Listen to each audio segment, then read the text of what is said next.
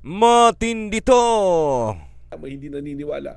But at the end of the day, we must be faithful to the mandate. Ako naman po, ang request ko lang palagi, judge me on my performance. Nanggaling na po ako iba-ibang Wow, grabe na itong diretsahang tanong ni Madam Karen dito sa director ng NBI sa mga kumakalat na mga issue, lalo na yung 18 ex-Marine. Pakinggan natin itong matapang na kasagutan ng director ng NBI, okay? So, may mga allegation about doon sa 18 Marine. No, yung about sa pag-iimbestiga, maraming lumalabas na sinasabi na may prinoprotektahan, may bias. Ngayon, pakinggan natin ang buong tapang at sagot ng director. Ito, pakinggan natin para talagang ma-inform din tayo ng husto. Okay? Pakinggan po natin. person subpoena to the documents. Ganun naman po yung ginagawa namin dito. Ako lang ang challenge. Director Matibag, how do you then assure the Assurance. how do you assure the public, for example, that you personally and the NBI will be uncompromised given you were appointed under this administration? I mean, wag na tayo maglokohan, Pilipinas ito. Right? I mean, you were appointed as NBI director under this government. I mean, you're only human. How Yes. do you assure the public? Ang hirap maging parang justice yan eh. Totoo yan. Appoint ka, you have to really take your office seriously to the point that you serve the Filipino people. But in the end, people will start to feel, what do you expect with this case from the NBI and appoint siya under this administration? Some people might think you're protecting, right? So Yes, how do you balance diba? that?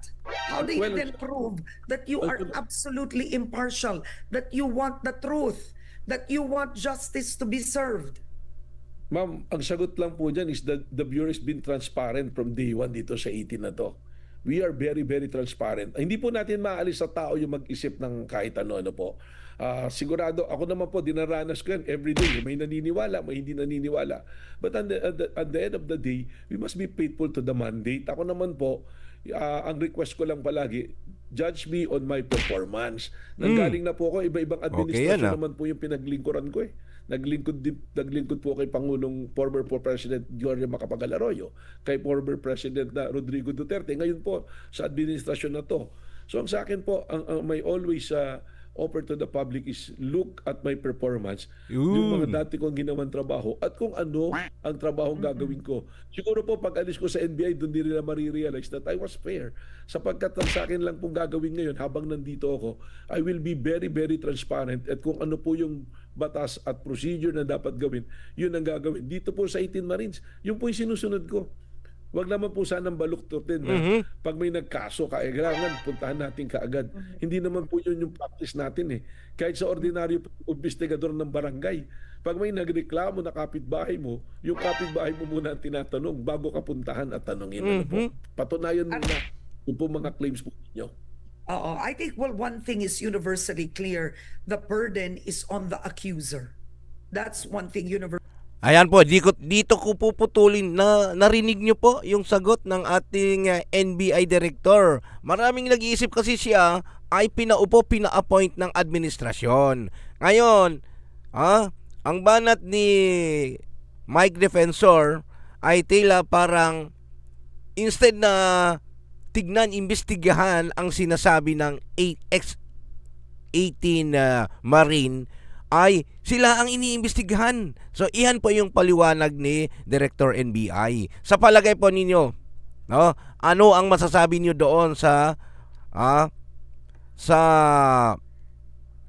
sinabi, sagot ni Director NBI? Kasi alam naman natin na talagang matitindi yung sinabi ng 18 ex Marine, no, na nagko-collaborate kuno ayon doon sa mga pahayag ni Mike Defensor at yung attorney Baligod na yung sinasabi nila ay may nagko-collaborate din yung kay Gotesa kasi magkakasama. Tapos may sinabi din si Saldico. Ngayon, kayo naman po mga kababayan, ano ang masasabi nyo doon sa talagang walang bias na investigasyon ng NBI na walang kinikilingan tulad ng tinanong ni Madam Karen na diretsahan na tayo ay mga Pilipino, walang lokohan kasi alam po ng mga tao na ikaw po, Direktor, ay inappoint ng administrasyong ito. So, paano yung assurance? So, yun po yung kanyang sinagot. Gusto nyo parinig pa natin konti, no? Kasi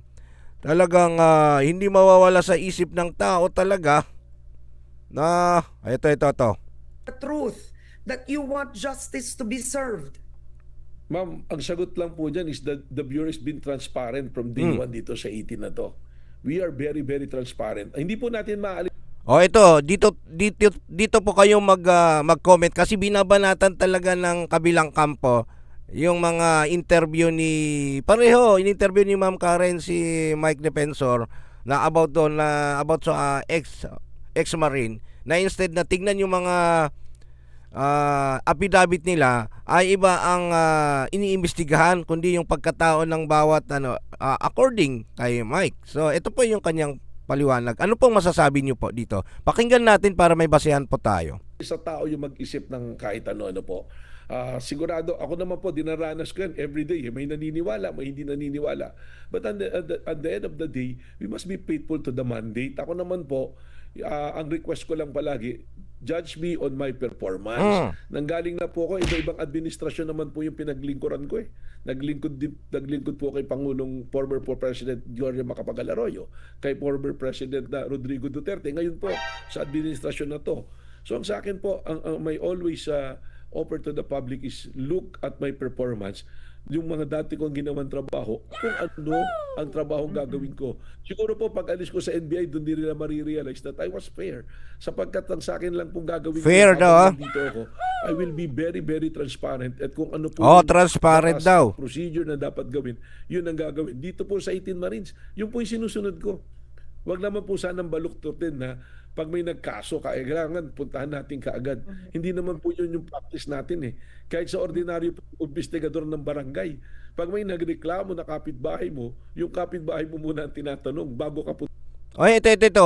Okay doon. Ito yung paliwanag niya. Meron akong napakinggan na sinabi ni sa interview ni Mike Defensor na ultimo yung safe house tinatanong. Paano yon?